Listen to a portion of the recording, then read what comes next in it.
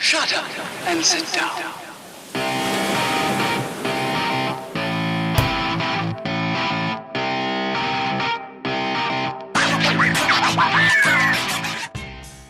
Hi and welcome back to this week's Tiki Sessions. As always, Stuart Cullen from Rawee Board Company, and behind the bar, Ash. What's the crack this week? I am really good, Stuart.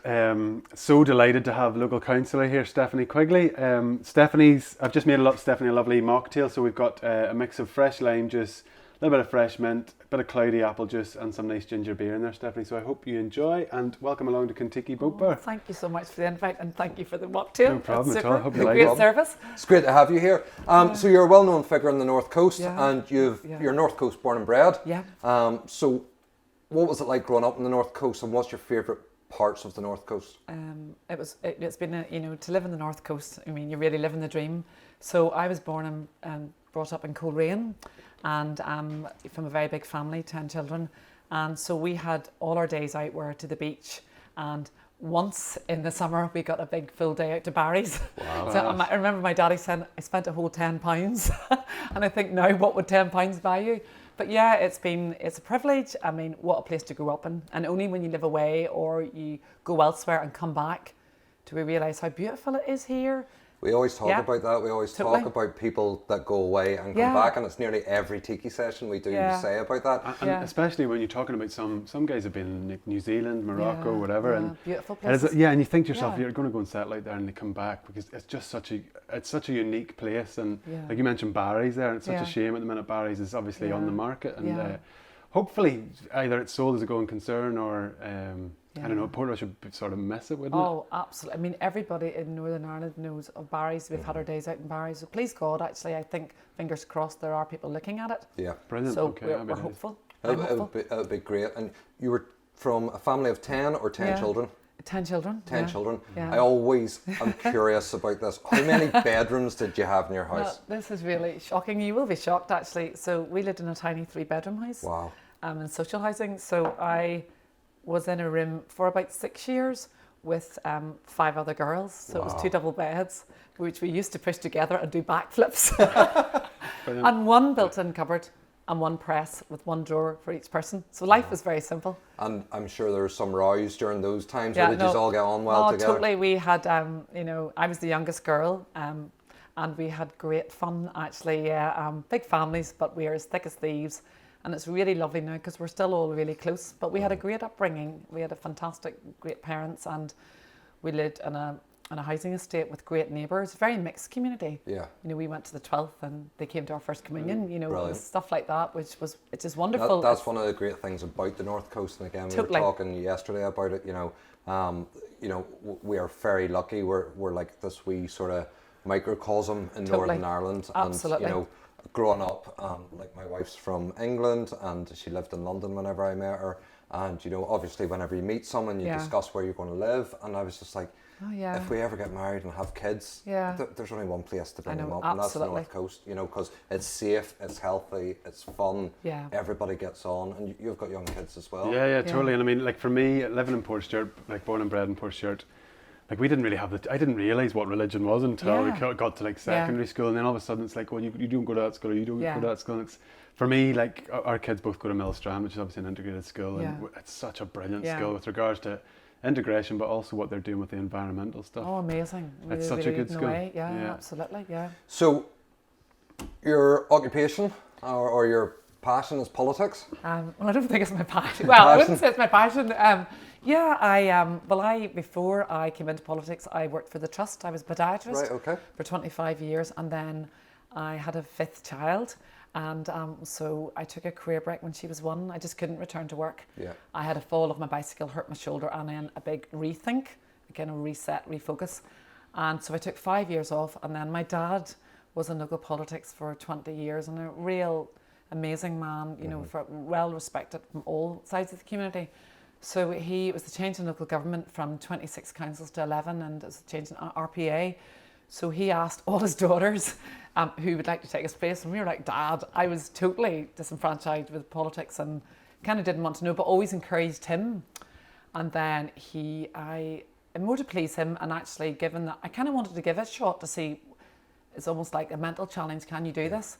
And so I was co-opted in October 2013. Okay. And then the elections were only like 6-7 months later. So Daddy's vote was going down because he was getting slightly older, and the party, there was just, the political thing. And so I was kind of a bit of a wild card. I wasn't exposed to get re-elected or keep the seat. I was warned that I would just be skating into the ice. So lo and behold, and a shock. And I'm really pleased to say that people came out and voted me in. And Brilliant.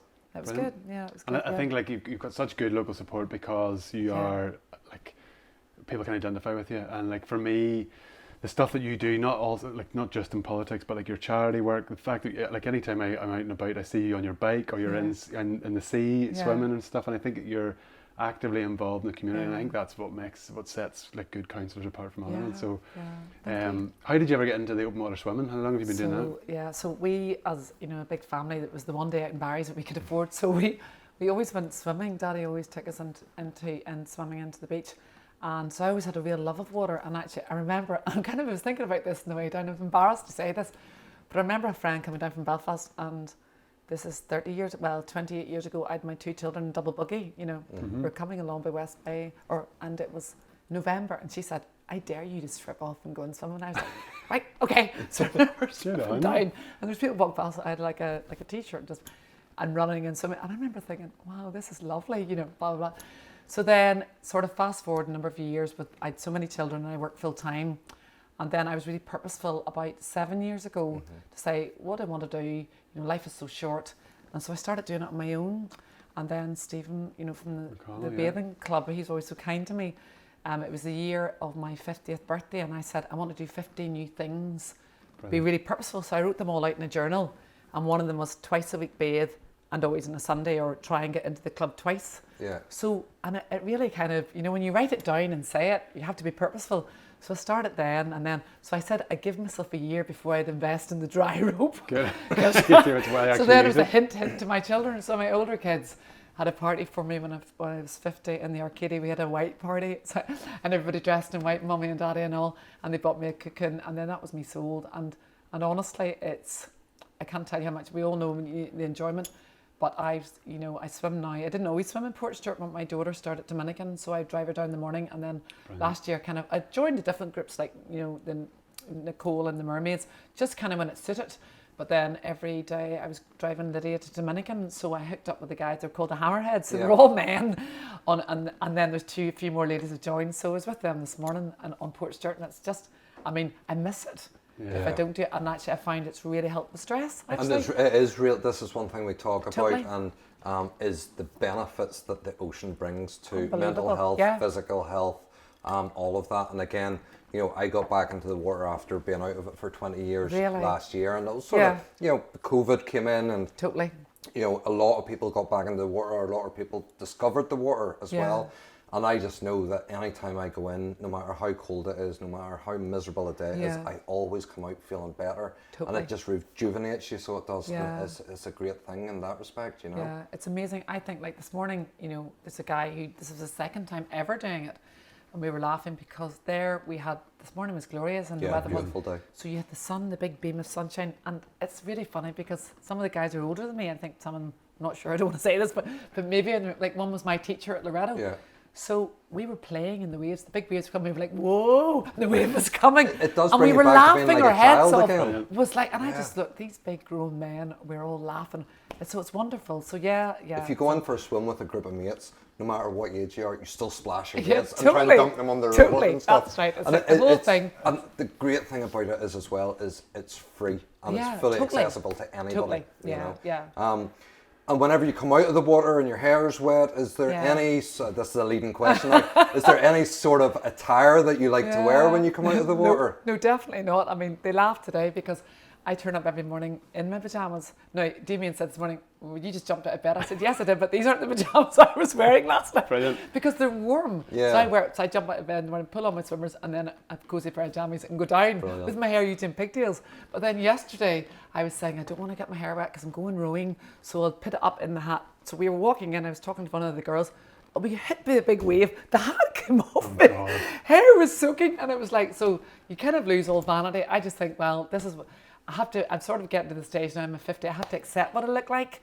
I, be happy with who I am, and I just think, well, do you know it's what's inside? Yeah, totally. I think it's Gavin Smith that sort of leads the way in, with coming down in his pajama bottoms down the Arcadia Bathing Club. You always see him just swanning down. He always looks pretty cool. Yeah, in the jammies. Yeah, it's quite funny. And you were lucky enough, and tonight's actually the first time I've met you, I think, properly, and we know similar people and stuff like that, but you're lucky enough actually to win a competition on our website. So Would you believe it? Thank you, Cindy McHenry. Yeah, 1,000 Facebook follower or something like that, and you won one of our beanie hats. Yeah, thank you. I have to say, big shout out. They are amazing hats. Anybody who knows me, they laugh because I was climbing a mountain recently and somebody said, yeah, and you're from the bobble hats, because I always wear. So I have to say, big shout out. They are amazing hats. They're the nicest I've ever worn. So thank you very much. That was a leading question when he said, what are you wearing? Were you wearing green hat? Yes. Ash knows me well enough. And I was going to say as well, Ash, we should really try and get Dry Rope to sponsor the Tiki sessions. They feature every night. Kukon have been mentioned a few times too. We need to mention they're them all. amazing. Mine is a Kukon one actually. But I laughed because I cycle with a guy from outside Dublin. He says there's somewhere outside Dublin where they put a big sign up saying, no dry rope types here or bobble hats, and I'm like, oh, that's me. I think it's slightly more offensive. Some of the signs that they put up. Really, yeah. And Stephanie, you're massively involved in charities. Well, I think, thank you, but it doesn't. Well, yeah, it sort of lends me to who I am. I wouldn't think it's massively, but it's just part of the fabric. It's kind of easy for me to do. It just seems to be. Like a few years ago, for example, I went to a refugee camp, and a girl rang me on the Friday and said, would you go on Tuesday, we'll fly to Belgium and go to the one in Calais? And I was like, oh, yes, of course. So I put up a picture. Within 48 hours, I had like £2,500. Wow. It was amazing. We just went there. And then with Cindy and I did the fashion show in Barry's, the Cirque one. And it went, Damien was filming or doing the lights and stuff. It was amazing. It was for the local Samaritans, for the Cancer Fund for Children, and for Women's Aid. Yeah. And we thought, I'd met Cindy for coffee and said, yeah, well, it'll do a thing. Well, Cindy, Irish designers, we were like, wow, on the night. So it was amazing. And I've met some, it's not that it's easy, but when you partner with the right people and you kind of do it for the passion. I sat on that project board. It was one of my, as a councillor, you're put on these different boards and things, and my daughter had been to Africa with Habitat, and she came back and said, Mum, if you ever get a chance of going. So then when I was in the Zomba, they talked about going the next year, and I was like, okay, we'll do it. And you can only go to a committee if you're going to be committed and like what you can bring to the table. And I'd said, look, they mentioned about bicycle ambulance, and I was like really intrigued that they talked about the poor and dying and sick. You have to cycle in the rural villages like 20 miles. They carry them like on 2 sticks and in a piece of canvas. And I remember thinking on the night, oh my goodness, whenever they talked at the meeting, and then they talked about these bike ambulances, which was quite basic but amazing. Yeah. So then I put a wee post up, and it just went, and give you a laugh because I'm so bad with technology. I was like, oh, just PM me, and I got this. And then I was driving round a deluge of people gathering them, and we raised something like, within 10 days, it was like nearly £3,000. Wow. And that went so far. I think we bought 3 ambulances, and we were able to put a well in like a local orphanage because people are still dying of AIDS out there. Yeah. And the great thing about that wee project is, which I love about it, there's no big middle, there's no big company or a big chief executive or the big glossy magazine. I kind of laugh, I shouldn't say it, but it's a bit like a dad's army, but every single penny raised goes directly to them. And then you meet the people. I'm still in touch with some people, and we send out stuff, we guess, and they're so thankful. And the day, I will never forget the day I die, the day we had to hand over the bike ambulance. So we came to this wee village in the middle of nowhere, and all these people were sitting around. I was like, oh, who are the people? And it was like, we were the local celebrities. And when you stand up, they were singing and clapping. And I stood up to speak, and I just, I'm not a cry person. Yeah. Well, I do cry sometimes in private, but I just burst into tears. It was really, because I couldn't contain myself. I was so humbled. They were treating me, it was just, and then I had to jump on it and cycle around. And there was this big heavy guy jumped on it, and one of the guys said, no, somebody smaller. And the wee kiddies were running along beside, cheering and hugging. And brilliant. It was amazing. It was like, I will never forget that to the day I die. And that's the thing. I always, you always have to talk to yourselves in bad times. Yeah. And, there's times that I've been down and I've found life hard. Yeah. And then you hear a story like that and you go, we all have our difficulties and we all have our hurdles to get over and our walls to climb. But no matter what, we are still a hell of a lot luckier than a lot of people on the planet. Like most of the people on the planet were luckier than. I was lucky enough to work in South Africa for about a year, and we ended up. I was in like a Zulu territory, and it was just. We ended up on the way through. We went to a township outside Cape Town, and it was just. I've never seen children smile with such big smiles, rolling a tire, and it was just like when our kids have everything. And sometimes you look at them and you think, right, what is going on here? But it was that's whenever I seen you and the work that you were doing over in Africa, and it just, for me, it's brilliant to see so many people actually get involved with the charity work on the North Coast. And I think unique, well, probably not unique, but for me, the North Coast is really over-indexes with regards to what we do for charity. And you mentioned Stephen McConnell earlier, and I know he raises an awful lot of money for charity. Yeah, for the Santa swims. Like the Aware one, the depression one was amazing. That's brilliant. Really. And even back whenever we sort of first, like we've always known each other from school and stuff, but whenever we first worked together with the white collar boxing events in here, like the first one we did downstairs in Kelly's, we raised 30 grand in a night in a night, like. In a night. And £30,000 not to be people sniffed at, punching you know. each other, you know, and that's the thing, like, you know, all these people, and you know, even look at Davey the caretaker. He's amazing. You know, absolute gentleman, and he is raising hundreds of thousands of pounds. Yeah, is it $750,000? $750,000, and now because he wasn't able to do a Santa set out, he's doing a virtual, or he's walking around the North Coast, but he's adding the miles up for Coleraine to Cork. Yeah, so he is, and he's getting sponsored for that to bring the money in. So, he's amazing. And you're talking about Cindy McHenry. Yes, the fabulous Cindy. Fabulous Cindy. We had lunch with her today. Did you? Yeah. And you obviously were involved in Cirque, the fashion show in Barry's. Yeah. And then Cindy roped me into the Bushmills one. Yeah, amazing night you did. We did a fashion show and music night out in Bushmills. It's fantastic. With Tim Wheeler from Ash, the Undertones, and members of Thin Lizzy. What a night. And it was a phenomenal Wasn't night. it? It was amazing. And they say, you know, there's that old saying, you couldn't organise a piss up in a brewery. And I tell you why, it's really hard to organise a piss up in a brewery. So it was a great night. It was a fantastic night. Like your tickets sold, didn't it? Like they were sold within seconds, so they were, you know, it was great. And the spirit of the generosity of the people, you know. That's what I was going to say earlier, like with regards to all the people that actually go and do charity work, it relies on the community coming together and actually donating. Yeah. And I think we've talked about community a lot in all the tiki sessions. Like Dave Hamills, for instance, we were chatting about how the community are coming together with regards to like beach cleans and stuff like that. And I think we're trying to distill down the essences of the North Coast and why it's so unique. But community comes up again and again. Yeah, and the spirit of the people, it's like, it's unique. And I know I went to Liverpool last week for my daughter's wedding, and people are friendly.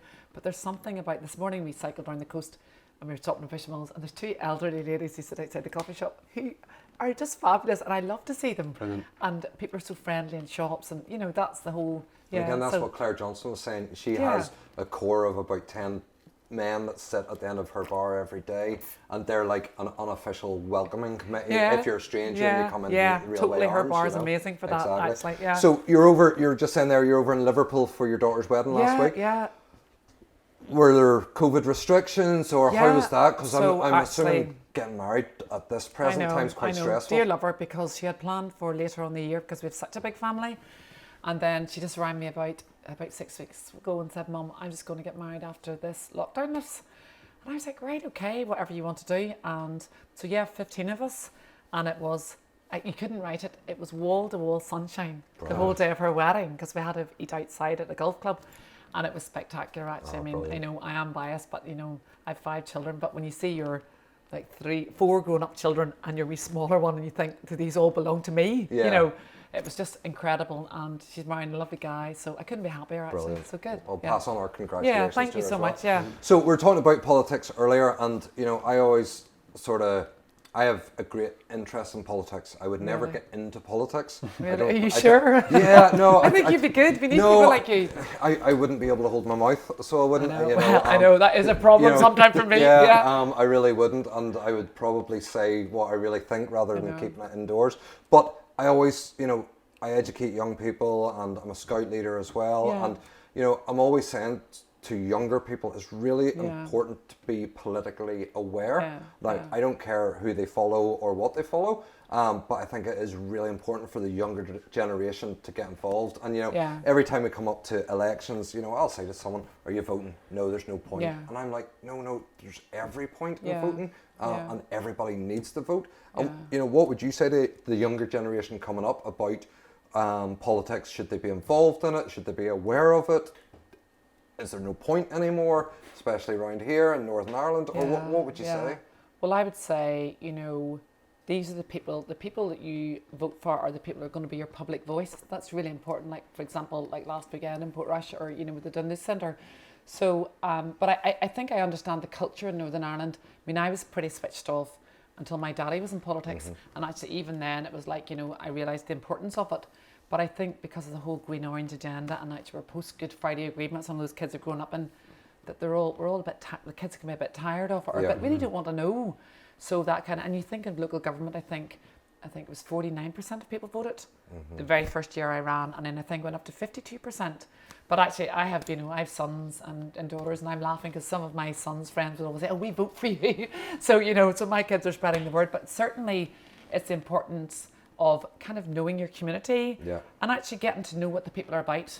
I think kids are really good at recognising who's authentic and who's not. I really think that whole thing, is so key, isn't it's key that people are just themselves. And I would say, just be yourself, in politics. And the first time I met you, we were at a surf lesson. And how more authentic can you get with a family learning how to surf? And I was delighted. All 5 of my children. I know, it was brilliant. From 4 up to 21, I think we were all in. And it was brilliant. Like, it was such a good day. But like the fact that you were involved, and then it sort of sparked an interest in me following your career, and it's just been brilliant to see. And like authenticity for me, a lot of MLAs and councillors don't seem to be in touch with what's going on in the community, and you certainly are, and it's brilliant. So keep up the good work. Yeah, thank you. I suppose with you live and breathe in the area.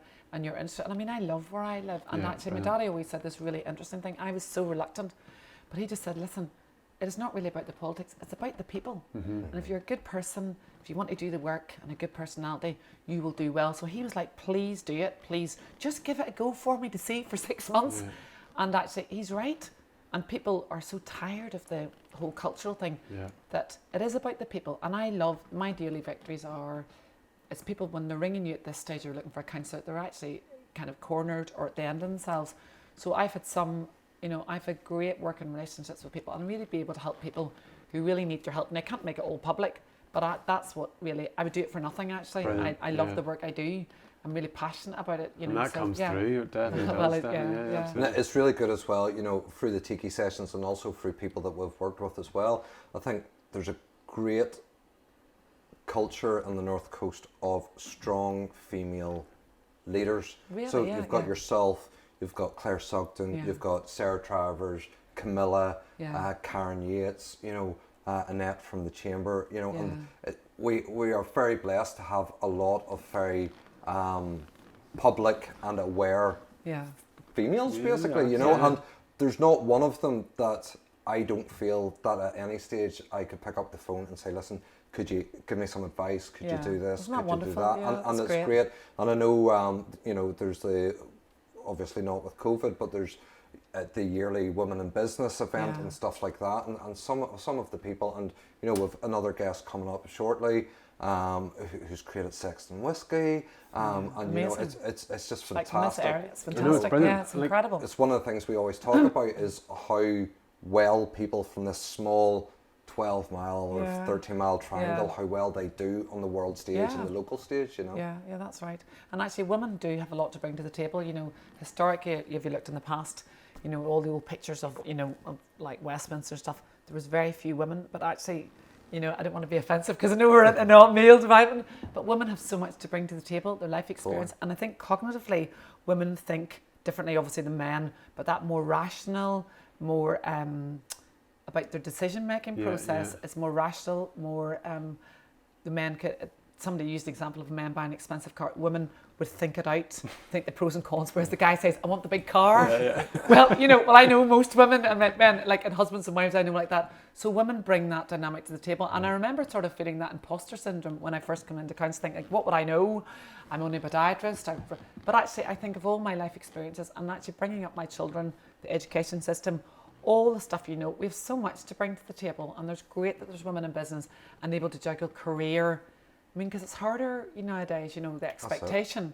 Like, you want to do your family life really well, that's my priority, but you want to juggle it with bringing up your children well and giving them all and more that I was privileged to grow up with, you know. It's really interesting what you're saying there, because whenever we're talking to Mark Conley, we're talking about his wife Claire. Yeah. And Claire and Mark run Beats Entertainment, and they run Atlantic Kayak and Leisure. And I was asking Mark, you know, how important is it to have your wife behind you or working with you or beside you?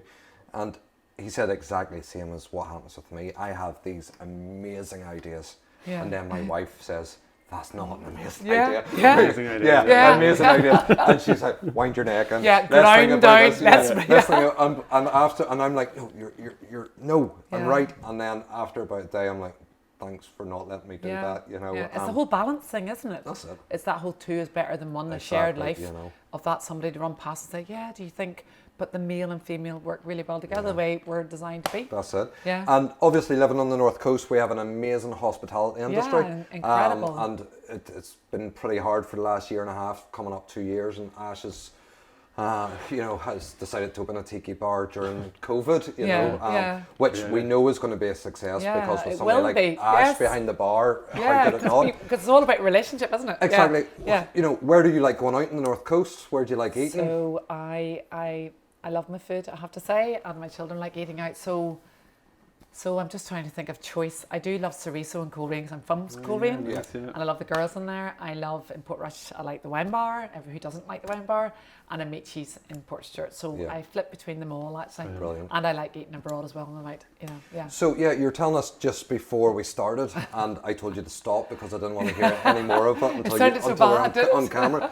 So you were at home and you decided to go to Rome by yourself? Yeah, so I had a situation where I had a free week and no children, and I phoned up my old, which is amazing, which in 25 years or 30 years of parenting that you get an opportunity. And I was I called my older children, they were like, "Mum, we're busy," and all my friends were on holiday with their kids and stuff. So I just decided on the Monday that I would go to Rome for a week on the Wednesday. So I went to Rome on my own. Had you been before? Never been before, but I'd always wanted to go, and actually wanted to take my parents, but it didn't work out. So I went to Rome on my own, and I had the most amazing time. But it was funny, when I was booking it, the guy said, "Oh, you're getting transfer from the airport," and I was like, "Do I need it? Are you travelling alone?" A woman arriving at 12 o'clock in Rome on your own. And so it was super actually, and I hired a bicycle and cycled around on my own, all the big sites. I had cycled for 3 days, and I dressed up every night and went out for dinner on my own, saying table for one. But that's good because, I had a friend, he still is a mate, and he was a complete homebird. Yeah. And one night we were out and he's like, "I'm going to travel the world." And I was like, "Who are you going with?" He goes, "I'm going by myself." And I'm like, "Mate, you won't go to Coleraine by yourself." You know what I mean? And he went and he travelled the world, and it changed him as a person. He now lives in Australia or New Zealand and is married to a girl that he met when he was travelling the world. Amazing, and they've just had their second child. And it really, I'm a really social person, and the older I get, the more I like peace and quiet, but I also like going out and stuff like that. But I just still now, that thought of going to a restaurant and sitting by myself, I would be sat there agitated the whole time. Would you be on your phone or something? So we're not comfortable. I've started going to the cinema before COVID on my own. But I think, if you're an extrovert, they say the extroverts get their tank filled up with other people. Yeah. But I notice I'm a pretty extrovert, but I notice as I get older, I like a wee bit of my own time, and I like a wee bit of, this is going to sound terrible because I do, I live and work in the area, but my daughter hates going shopping because she says, "Mummy, so many people want to talk." We've talked about this so and many say times. Something, and I met my GP the other week, and we were laughing. She said, "You can't get around the supermarket," and I said, "It's worse for you. People are pulling up their skirts and saying, 'What's this rash on my tummy?'" We were talking to Alan Simpson about that. And we're saying, "Alan, when you go for a walk around Portrush, you can't do a 20-minute walk because you have to stop every 10 metres, So what's the future hold? Things have been a wee bit tricky, so I don't know what my future will hold. Yeah. It might be a bit tricky what things are coming up next, but I'm quite courageous about it and think if people know I've done the right thing.